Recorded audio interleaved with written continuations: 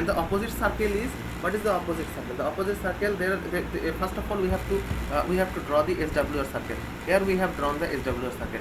As you can see here, there is an SWR circle here. That is the SWR circle here. Okay, and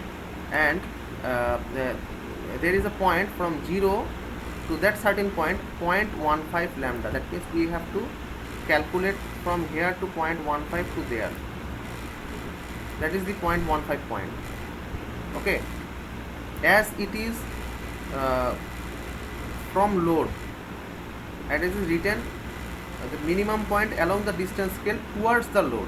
That is towards the load, that is the opposite thing, towards the input. Okay, so we have to, if we want to find out towards the load, that will be totally in the difference from 0 to that side.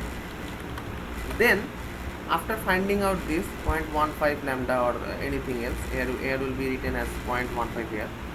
Then from the center point, the 1, from 1 to there, we have to draw a straight line from 1 to 0.15 lambda. After that, the SWR circle will cross, that is the cross point. In this crossing point, that is the load impedance, that is our desired load impedance that we have to find out. What is the load impedance?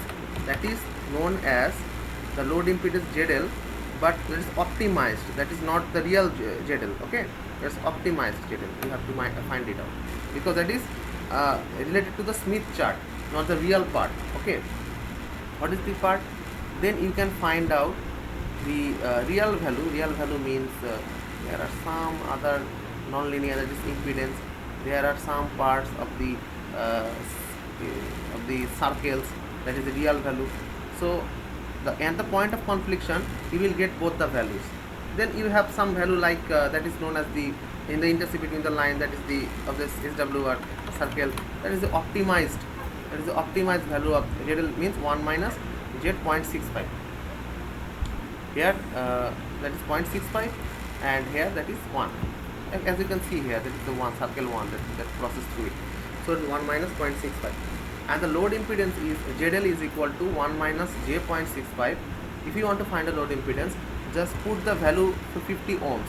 That is the real load line impedance, characteristics impedance, R0. Just multiply the characteristic impedance to the optimized value, you will find the real load impedance from here. So my dear students, that is the basic part of the two mathematics related to our Smith chart. First of all, first Smith chart is we have to find out the location determination of voltage maximum minimum load, that how you could get from maximum and minimum. And after the type B, we will know, and we have know now, that impedance determination with short circuit minima sheet. So that is the basic differences between these two. So you can say the mathematics are quite vice versa. If you know the process of finding out this math, you could easily find out this. So here I repeat it. First of all, if you get this kind of mathematics to find out the VSWR, okay, so first of all, or finding out the V maximum or V minimum, first of all locate the load impedance here. Then draw a straight line from 1 to the load impedance point and go beyond. You will get certain a value in that chart. Just draw or take the clockwise direction and go to the 0.25 lambda, 0.25 point.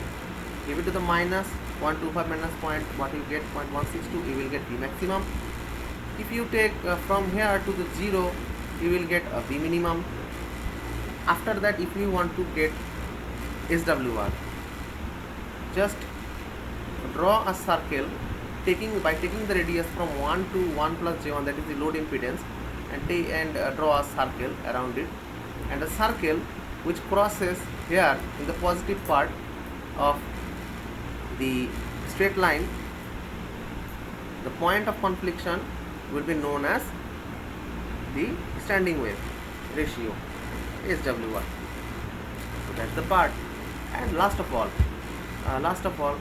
uh, that is totally different part. That is a totally different part.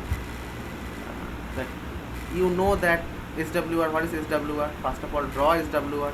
Then you know there is a minimum shift of 0.15. So minimum shift means from 0 to infinity side.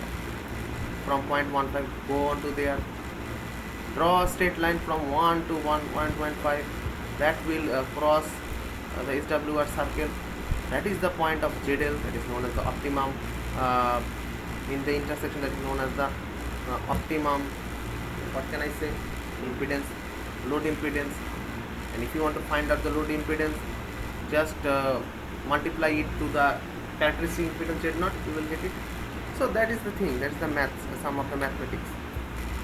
So thank you very much for being with me, and that is a lecture of the problems related to transmission lines. I will give you a broader understanding on Smith chart later on, that will help you better and understand you better from the Smith charts. Thank you very much.